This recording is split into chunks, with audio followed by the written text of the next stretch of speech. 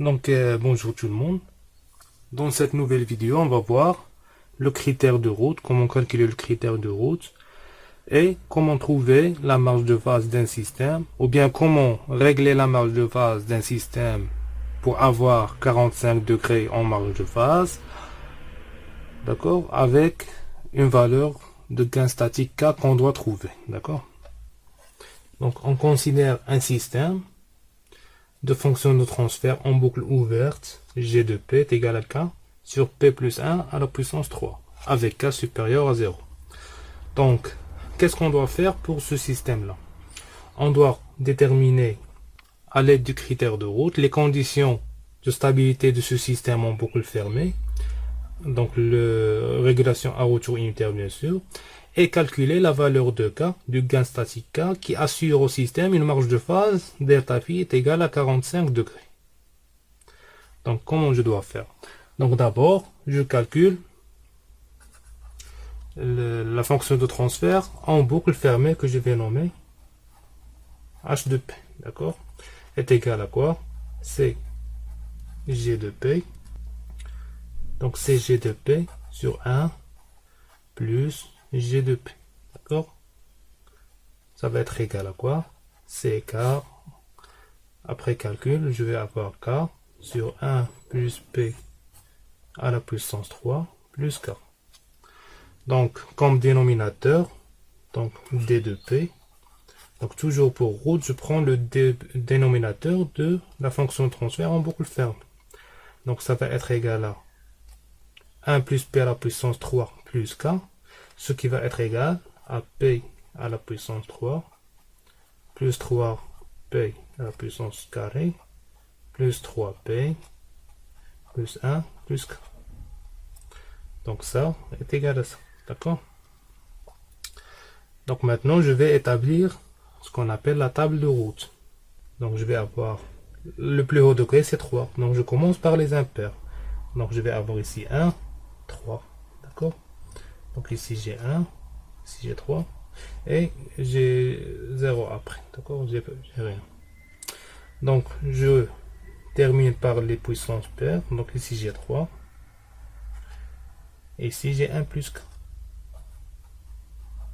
Donc ici j'ai rien. J'ai 0 bien sûr.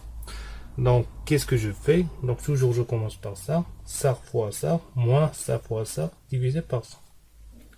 Donc, ça va être égal à 9, moins 1 moins K, le tout divisé par 3.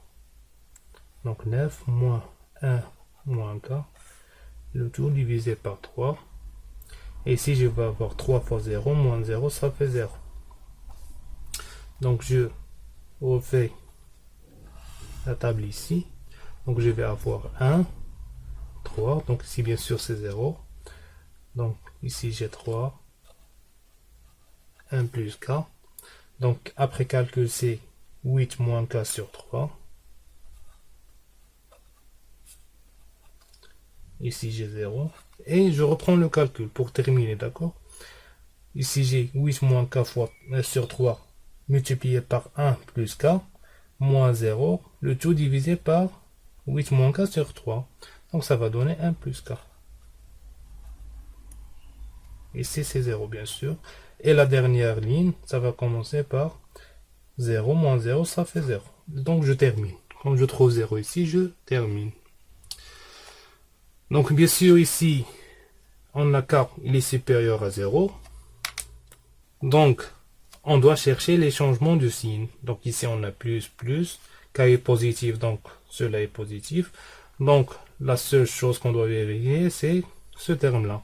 Donc pour que le système soit stable, ou bien système stable, pour 8 moins K sur 3 supérieur à 0. Donc ce qui donne que pour que le système soit stable, il faut que K soit inférieur à 8. D'accord? Donc voilà, on a établi la première question. Donc, système stable pour K est inférieur à 8. Maintenant, comment faire pour avoir, donc pour avoir une marge de phase, donc delta phi est égal à 45 degrés. D'accord? Je dois trouver K pour une marge de phase est égale à 45 degrés.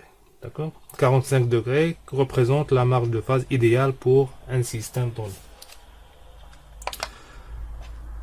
D'abord, j'écris la relation qui définit la marge de phase.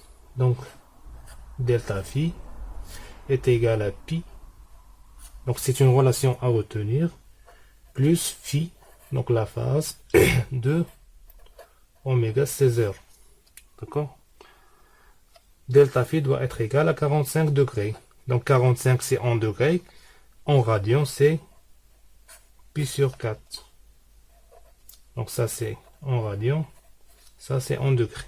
D'accord? Puisque j'ai pi ici, donc je dois mettre ici en radians. Voilà. Donc maintenant, je dois calculer ce phi. Donc la phase de mon système. D'accord? Donc mon système, c'est G de P. Avec G, donc de J oméga, puisque P, c'est J oméga. Est égal à K sur P plus 1 à la puissance 3. Donc pour calculer phi, donc phi de oméga C 0, ou bien phi en général, phi de oméga, c'est quoi? C'est l'argument. Donc en général, phi de oméga, c'est l'argument de J oméga. D'accord? C'est l'argument de ça. Donc, phi de oméga, l'argument de J oméga, c'est l'argument de K moins l'argument de ça. D'accord? Donc je vais aller en détail pour que vous suiviez bien. D'accord? Donc c'est l'argument. Donc ici, les opérations sur l'argument. D'accord? L'argument de cette division, c'est l'argument de K moins l'argument de P plus 1 à la puissance 3. D'accord? Donc toujours pour les opérations sur l'argument, donc je vais avoir ici l'argument de K. La puissance devient ici, d'accord? Ça devient moins 3, l'argument de P plus 1. D'accord? Donc voilà. Maintenant, je vais définir quelque chose de très important. L'argument de K. Car c'est un réel positif. D'accord? Donc cette remarque, elle est très importante. Donc l'argument d'un nombre réel